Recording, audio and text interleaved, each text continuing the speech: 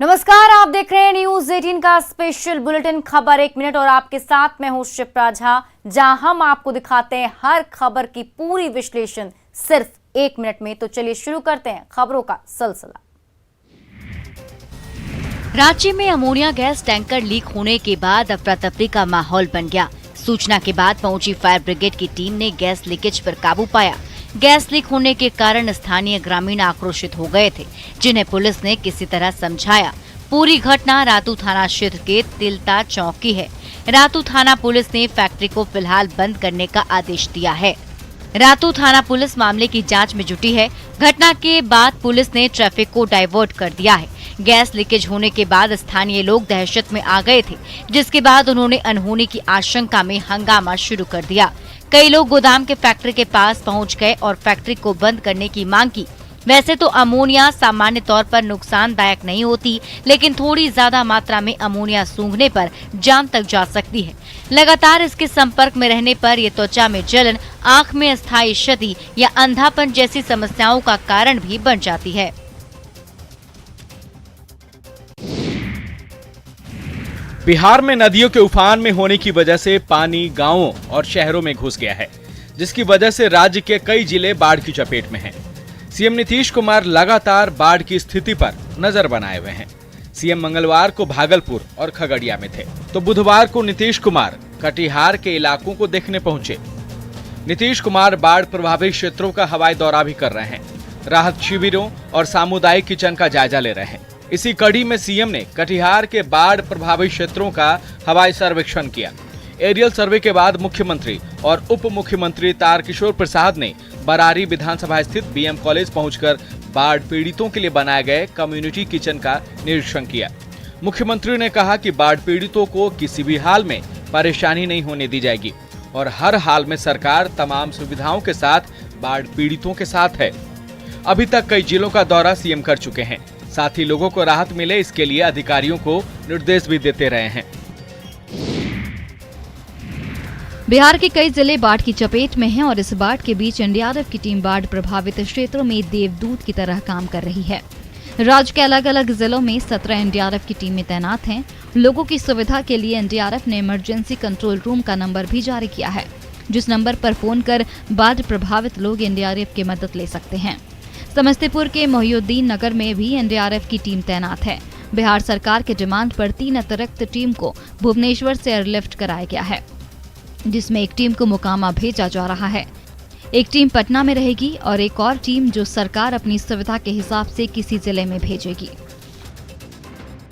Emergency control room का मैं number देना चाहता हूं सभी को। अगर कोई इमरजेंसी हो तो कृपया हमको सूचित करें। 8544415029 ये इमरजेंसी कंट्रोल रूम का नंबर है। सभी टीमें अत्याधुनिक बाढ़ बचाव उपकरण से लैस की गई हैं। तैनाती वाले जिलों में बाढ़ से पहले जन जागरूकता अभियान भी चलाया जा रहा है। 2 दिन से गंगा नदी के जलस्तर में कमी देखी जा रही है, लेकिन बीते 10 दिनों में गंगा नदी लगातार खतरे के निशान के पास या पार रही है। ऐसे में बड़ा इलाका और लाखों की आबादी बाढ़ की मार झेल रही है। ऐसे में गंगा के कहर से जूझ रहे मोकामा इलाके में एनडीआरएफ की टीम ने मोर्चा संभाल लिया है। 25 सदस्य वाली team radio set, light phone और आधुनिक उपकरणों से लैस होकर मोकामा पहुंची। एनडीआरएफ टीम के कमांडेंट नागेंद्र कुमार ने बताया कि टीम के आने से हालात में सुधार होगा। लोगों को रेस्क्यू करके ऊंचे स्थानों पर पहुंचाया जा सकेगा। लखीसराय में भी बाढ़ पीड़ितों को राहत पहुंचाने के लिए पटना से एनडीआरएफ की टीम पहुंच चुकी है। इस टीम में 25 लोग मौजूद हैं, जो लखीसराय के बाढ़ प्रभावित इलाके में जाकर बाढ़ पीड़ितों को मदद पहुंचाएंगे। गंगा में उफान की वजह से दोनों जिले की बड़ी आबादी बाढ़ से प्रभावित है। ऐसे में एनडीआरएफ की टीमों के आने से लोगों को मदद मिलेगी। बाढ़ से प्रभावित बिहार के लिए थोड़ी सी राहत भरी खबर है। गंगा, सोन और पुनपुन जैसी नदियों के जलस्तर में कमी आई है। गंगा नदी का जलस्तर हर घंटे लगभग 1.5 सेंटीमीटर घट रहा है, लेकिन नेपाल में हो रही तेज बारिश की वजह से कोसी, गंडक और बागमती जैसी नदियों के जलस्तर में बढ़ोतरी देखी जा रही है। पटना के कई घाटों पर गंगा के पानी में कमी देखी जा रही है। पिछले 24 घंटे में दीघा घाट, गांधी घाट समेत तमाम घाटों पर जलस्तर में कमी आई है। जल संसाधन विभाग के अभियंताओं के मुताबिक रविवार की रात से पानी जरूर कम हो रहा है, लेकिन गंगा अभी खतरे के निशान से ऊपर बह रही है। सोन नदी हो, पुनपुन और दरधा जैसी नदियों के जलस्तर में भी कमी आई है, जो राहत देने वाली बात है। और सबसे बड़ी बात है कि आने वाले कुछ समय में उम्मीद जताई जा रही है अगले 24 से 48 घंटे की और इसके जलस्तर में कमी आ सकती है। अगर ऐसे ही कुछ दिनों तक गंगा नियंत्रण में रही तो लगता है कि लोगों को बाढ़ से निजात मिल जाएगी। राजधानी पटना में गंगा नदी में बढ़ते जलस्तर को देखते हुए जिलाधिकारी ने आदर्श नौका परिचालन नियमावली 2011 का सख्ती से पालन सुनिश्चित कराने के आदेश दिए हैं। नियमों के तहत बिना निबंधन गंगा में नाव का परिचालन पर रोक है। साथ ही किसी भी परिस्थिति में नाव पर ओवरलोडिंग नहीं करना है और सूर्यास्त के बाद नावों को नहीं चलाना है। लेकिन नियमों की खुलेआम धज्जियां उड़ाई जा रही हैं। हैरान करने वाली इन तस्वीरों को देखिए। भारी संख्या में लोग नाव पर बैठे नजर आ रहे हैं। ना इन्हें कानून का डर है और ना ही अपनी जान की परवाह। नाविक भी जिला प्रशासन की तरफ से जारी गाइडलाइंस को ताक पर रखकर पैसे की उगाही के लिए जान का सौदा कर रहे हैं। नाव जा रहा है, ठीक है सब। रात में 9 बजे के बाद भी नाव छोटा नाव का दिक्कत होता है। हाँ, 12 नाव का नहीं दिक्कत है, इस पर आइसर मशीन है। तो सुना आपने, ग्रामीण भी इससे लापरवाह है, लेकिन ये लापरवाही जान पर आ सकती है। पूर्वी चंपारण जिले में एक बार फिर बाढ़ ने दस्तक दिया है। जिले में लगातार 3 दिनों से जारी मूसलाधार बारिश और नेपाल में हुई भारी बारिश के कारण नदियां एक बार फिर से उफान पर है, जिससे छौड़ादानो और आदापुर प्रखंड के गांव चौथी बार बाढ़ की चपेट में आ गए हैं। वहीं छौड़ादानो प्रखंड क्षेत्र स्थित पसाह नदी का बांध पानी के दबाव से 5 जगहों पर टूट गया, जिसके बाद कई पंचायतों के 2 दर्जन से अधिक गांवों के किसान की धान की फसल नष्ट होने के कगार पर पहुंच गई है। खेतों के बाद अब गांव में भी बाढ़ का पानी फैलने लगा है। निचले इलाकों के घरों और गांवों में बाढ़ का पानी घुसने लगा है। यहाँ के लोग चौथी बार बाढ़ की मार झेल रहे हैं। इस बार आई बाढ़ किसानों के लिए प्रलयकारी साबित हो रही है। ये क्षेत्र धान फसल के लिए प्रमुख माना जाता है। किसानों ने अपनी हिम्मत पर चौथी बार फसल लगाई, लेकिन किसानों की फसल 3 बार बाढ़ ने निगल लिया और अब चौथी बार भी बाढ़ फसल को बर्बाद करने पर उतारू है। बागमती ने ऐसा कहर बरपाया कि सीतामढ़ी के लोगों की परेशानी बढ़ गई। ज्यादातर सड़कों और गलियों पर पानी भर गया है, लेकिन जरूरी काम के लिए लोगों को निकलना ही पड़ता है। ऐसे में जान जोखिम में डालकर पानी पार करना एक मजबूरी है। जिस नेशनल हाईवे पर कभी तेज रफ्तार गाड़ियां फर्राटा भरा करती थीं, आज उस पर पानी की धार चल रही है। दूर दूर तक सिर्फ पानी ही पानी है। ऐसे में लोगों ने उपाय निकाला और पानी के बीच से बांस की चचरी लगा दी, लेकिन पानी की धार में चचरी भी बहुत कामयाब नहीं रहा। सैलाब के बीचों बीच बीमार को लेकर किसी को जाना पड़ रहा है, तो कोई अपने बच्चे को लेकर जा रही है। खतरे के बीच पानी से मुकाबला लगातार जारी है। चचरी है, तो चचरी पर डर नहीं लगा आने में? अब क्या करें, जाना है, काम है तो क्या कर सकते हैं। गंगा में उफान की वजह से एक बार फिर से बागमती का भी जलस्तर बढ़ गया है। ऐसे में कई इलाके बाढ़ की चपेट में हैं, लेकिन नाव नहीं होने की वजह से लोग खतरा मोल लेकर सफर कर रहे हैं। भागलपुर का हवाई अड्डा इन दिनों बाढ़ विस्थापितों का शरणस्थली बना हुआ है, जहां बाढ़ के कारण घरों से बेघर हुए लोग अपना अस्थायी आशियाना बनाकर परिवार के साथ रह रहे हैं। भारी मुश्किलों का सामना करते हुए किसी तरह यहां रह रहे लोग जिंदगी से जंग लड़ रहे हैं। प्लास्टिक के चंद टुकड़ों में विस्थापितों की जिंदगी सिमटी है। दिन की रोशनी में तो इधर उधर भटक भी जाते हैं, लेकिन रात की अंधेरी इन्हें डराती है। लेकिन जिंदगी है तो जंग है। हालांकि जिला प्रशासन की ओर से यहां राहत शिविर लगाया गया है और सामुदायिक किचन के माध्यम से इन्हें भोजन उपलब्ध कराया जा रहा है। राज्य सरकार और जिला प्रशासन के निर्देश के अनुसार व्यवस्था का मौजूद अधिकारी दम भरते हैं। बहरहाल, जिस तरह से गंगा उफान पर है और नित्य नए इलाकों में तबाही का मंजर रच रही है, वो डरा तो रही ही है। जिंदगी बचाने की ये जद्दोजहद विस्थापितों को जीवटता भी वरदान कर रही है। छपरा से 11 किलोमीटर दक्षिण पूर्व में डोरीगंज बाजार के निकट स्थित चिरांद, जो कि सारण जिले का सबसे महत्वपूर्ण पुरातत्व स्थल है। यहाँ घाघरा नदी के किनारे बने स्तूपनुमा भराव को हिंदू, बौद्ध तथा मुस्लिम प्रभाव एवं उतार चढ़ाव से जोड़कर देखा जाता है। भारत में यह नव पाषाण काल का पहला ज्ञात स्थल है। यहाँ हुए खुदाई से ये पता चला है कि यह स्थान नवपाषाण काल तथा त्राम युग में भी आबाद था, लेकिन बाढ़ की वजह से छपरा के चिरांद गांव में नवपाषाण काल के संरक्षित अवशेष पर खतरा उत्पन्न हो गया है। गंगा नदी के तेज कटाव से यहाँ भारी क्षति हुई है। खुदाई में हड्डियां, गेहूं की बलियां और पत्थर के औजार मिले हैं, जिसमें ये पता चलता है कि यहाँ बसे लोग कृषि, पशुपालन और आखेट में शामिल थे। पुरानी सभ्यता के अवशेष मिलने के बाद इस जगह को संरक्षित घोषित किया गया है, लेकिन वर्तमान हालात से लोग नाराज हैं और प्रशासन पर इस जगह को नजरअंदाज करने का आरोप लगाया है।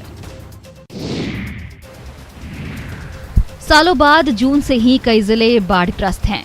कई जगहों पर तो 2 महीने में 3-3 बार बाढ़ आ चुकी है।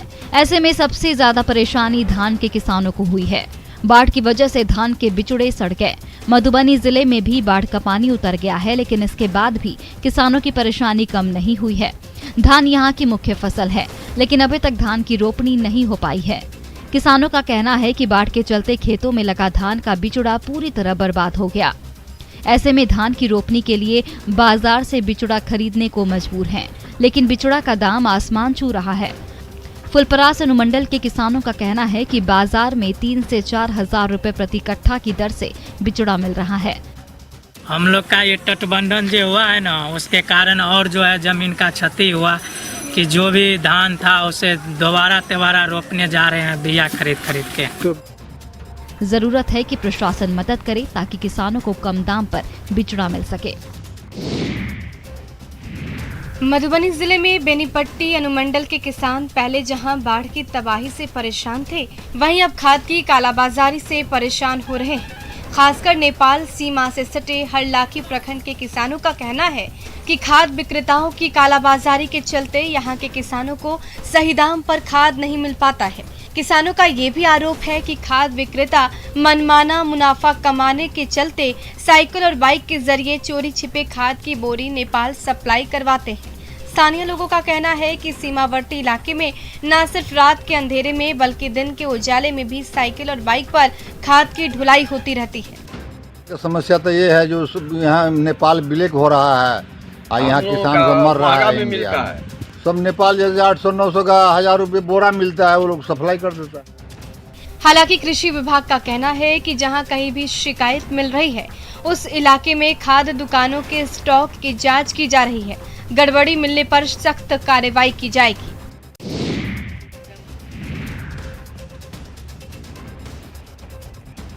जहानाबाद में नदी की मिट्टी के कटाव के कारण 2 मंजिला मकान भर-भरा कर गिर गया। हालांकि इस घटना में किसी को कोई चोट नहीं लगी। घटना नगर थाना क्षेत्र के पंचमहल्ला मोहल्ले की है। नदी किनारे बने इस मकान के अगले भाग का हिस्सा नदी में समा गया, जिसकी वजह से आसपास के कई मकानों पर भी खतरा मंडरा रहा है और वो भी कभी भी नदी में समा सकते हैं।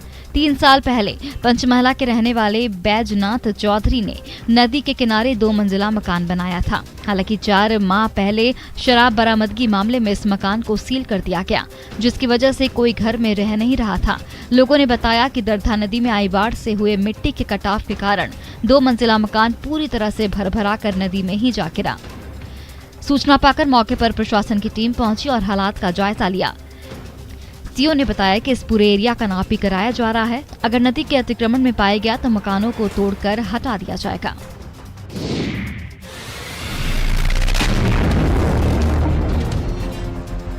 मधुबनी से मानवता को शर्मसार करने वाली खबर सामने आ रही है, जहां एक नाबालिग लड़की को अगवा कर उसके साथ गैंगरेप का मामला सामने आया। पीड़ित परिवार के मुताबिक 13 अगस्त की रात लड़की अपने घर के पास ही चापाकल पर थाली धोने गई थी। इसी दौरान घात लगाकर बैठे 4 युवकों ने उससे अगवा कर लिया और इसे इंजेक्शन लगाकर बेहोश कर दिया। परिजनों का कहना है कि रात भर उनकी बेटी गायब रही और अगले दिन सुबह घर के पास ही बेहोशी की हालत में मिली, जिसके बाद उसे झंझारपुर अनुमंडल अस्पताल लाया गया।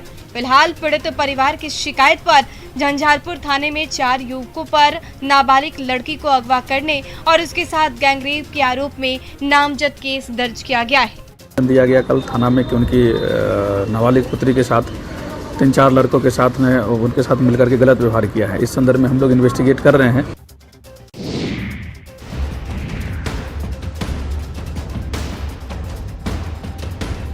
सड़क पर मारपीट की ये तस्वीरें बांका से आई हैं। सड़क पर कभी ताबड़तोड़ डंडे चले तो दोनों तरफ से पत्थरों की बरसात हुई। मामूली बात को लेकर विवाद ऐसा गहराया कि दोनों तरफ के लोग एक दूसरे की जान लेने पर उतारू हो गए। बांका के तेलिया मोहल्ले का ये वीडियो अब वायरल हो रहा है। दरअसल मामूली बात को लेकर एक ही समुदाय के 2 पक्षों के बीच धक्का मुक्की से शुरू विवाद मारपीट में बदल गई। पत्थरबाजी और लाठी डंडे से हुई लड़ाई में कई लोग घायल भी हो गए हैं। बताया जा रहा है कि धार्मिक आयोजन के दौरान दोनों पक्षों में किसी बात को लेकर कहासुनी हुई, जो बाद में झड़प तक पहुंच गई। घटना की सूचना पर स्थानीय पुलिस पहुंची। साथ ही वहां मौजूद लोगों के प्रयास से गांव में ही शांति समिति की बैठक की गई, जिसके बाद दोनों पक्ष के लोगों से संयम बरतते हुए त्योहार मनाने की अपील की गई। और फिलहाल इस बुलेटिन में अभी के लिए बस इतना ही, लेकिन न्यूज़ 18 बिहार झारखंड पर खबरों का सिलसिला लगातार जारी है।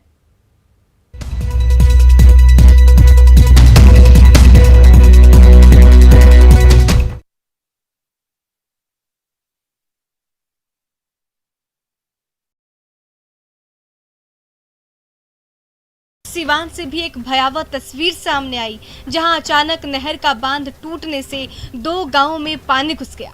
घटना नौतन थाना क्षेत्र के भुलौली मोड़ के पास की है, जहां अचानक नहर का बांध टूटने से 2 गांव नौतन और रामगढ़ में पानी घुस गया, जिससे लोगों को काफी परेशानी हो रही है। गांव में कमर तक पानी घुस गया है। देखते ही देखते पूरा गांव झील में तब्दील हो गया। बताया जा रहा है कि सुनावल गुठनी नहर अचानक गुठनी के भुलौनी मोड़ के पास टूट गया। बताया जा रहा है कि केवड़ा के पास मछली मारने को लेकर पानी रोका गया, तो पानी के दबाव के कारण नहर का बांध टूट गया।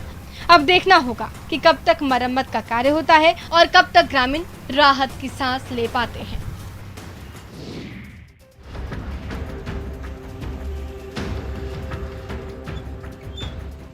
भोजपुर में गंगा और विकराल रूप लेती जा रही है। बाढ़ का पानी लगातार अलग अलग इलाकों में फैलता जा रहा है। स्थिति ये हो गई है कि सड़कों पर भी तालाब जैसा नजारा दिखने लगा है। बड़हरा प्रखंड के 5 से ज्यादा मुख्य सड़कों पर बाढ़ का पानी फैल चुका है। वहीं आरा सदर प्रखंड के भी कई गांव में पानी घुस गया है। अगर गंगा के जलस्तर में ऐसी वृद्धि होती रही तो जल्द ही बाढ़ का पानी आरा शहर के निचले हिस्से में भी फैल जाएगा। फिलहाल गंगा खतरे के निशान से 53.08 से 85 सेंटीमीटर ऊपर 53.93 तक पहुंच चुकी है, जिसकी वजह से बड़हड़ा के पैगा सवलपुर रोड, केशवपुर बखोरापुर रोड सहित कई नई सड़कों पर पानी चढ़ चुका है। इधर आधा दर्जन गांवों का लिंक पथ पूरी तरीके से बाढ़ के पानी में डूब गया है। अब देखना होगा कि कब तक स्थिति सामान्य होती है और कब तक ग्रामीणों को राहत मिल पाती है। दानापुर के मनेर में बाढ़ का कहर देखा जा रहा है। बाढ़ की जो तस्वीरें आई हैं उसे देखकर आप भी चौंक जाएंगे। मनेर में बाढ़ के शुरुआती दौर में ही गंगा किनारे बसे लोगों को भारी परेशानी हो रही है। उनकी परेशानी का अंदाजा आप इस मरीज को देखकर लगा सकते हैं। बाढ़ के पानी में बीमार मरीज के लिए एम्बुलेंस नहीं आ सकती है, लिहाजा मरीज के लिए नाव पर ही ऑक्सीजन की व्यवस्था की गई है और नाव को एम्बुलेंस बनाकर मरीज को शहर इलाज के लिए ले जाया जा रहा है। वहीं दूसरी तरफ लोगों के घर और आंगन में पानी ही पानी भरा है। गांव के कई घरों के दरवाजे तक गंगा का पानी पहुंच चुका है। चाहे इंसान हो या पशु, पानी के प्रहार से सभी परेशान हैं। चारों लंग कोई सुविधा आने जाने का नहीं है, नाव भी नहीं है। जो गरीब है आता है, हेल जल के जाता है। पशु के गवत ले जाने में भी बहुत दिक्कत है, परेशानी है। हर एक तरह से परेशानी है। एक तो भगवान भी परेशानी, ऊपर से वर्षा भी कर रहा है, वो भी परेशानी है। हर एक तरह से परेशानी है, बहुत दिक्कत है। गंगा नदी में उफान की वजह से दानापुर और मनेर का दियारा इलाका ज्यादा प्रभावित है। वहां रहने वाले लोगों को हर दिन परेशानियों से रूबरू होना पड़ता है।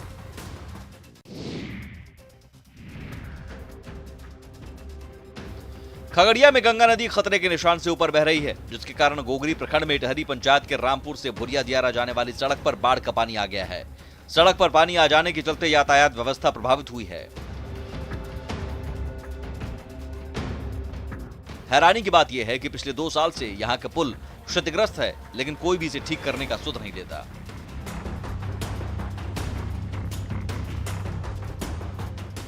खगड़िया में जैसे जैसे गंगा नदी के जलस्तर में बढ़ोतरी हो रही है, वैसे वैसे बाढ़ पीड़ितों की मुश्किलें बढ़ती जा रही हैं। मुरकाही गांव में बाढ़ से लोग प्रभावित हैं। ऐसे में लोगों को आने जाने के लिए नाव ही एकमात्र सहारा है। बाढ़ पीड़ितों को रहने, सोने, खाने पीने की समस्या के साथ साथ बीमारों में इलाज को लेकर भी परेशानी हो रही है। कई गांवों में जाने वाली सड़क पर पानी जमा है।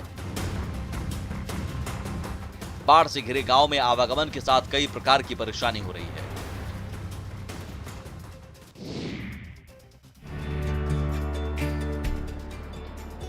सीतामढ़ी सदर अस्पताल में करोड़ों की लागत से बनाए गए नवनिर्मित 100 बिस्तरों वाला मातृ शिशु अस्पताल, RT-PCR लैब और ANM प्रशिक्षण संस्थान सह छात्रावास का मंगलवार को मुख्यमंत्री नीतीश कुमार ने वर्चुअल माध्यम से उद्घाटन किया। एक तरफ मुख्यमंत्री नीतीश कुमार अस्पताल का उद्घाटन कर रहे थे, तो वहीं दूसरी ओर अस्पताल के नए ऑपरेशन थिएटर में प्रसव के लिए भर्ती कराई गई एक महिला शल्य क्रिया से गुजर रही थी। वहीं डीएम को जब जानकारी मिली तो उन्होंने नवजात को जाकर देखा और फिर नामकरण भी किया, क्योंकि सीतामढ़ी मां सीता की जन्मस्थली है, इसलिए बच्ची का नाम भी डीएम ने सिया रख दिया। सीतामढ़ी की जनता के लिए बहुत ही गौरव का दिन है और एक बहुत ही अच्छी सौगात सीतामढ़ी की जनता को मिली है। शिशु MCH हॉस्पिटल का उद्घाटन किया गया है। 4 करोड़ से ज्यादा से निर्मित कई स्वास्थ्य भवनों का उद्घाटन सीएम के हाथों कराया गया।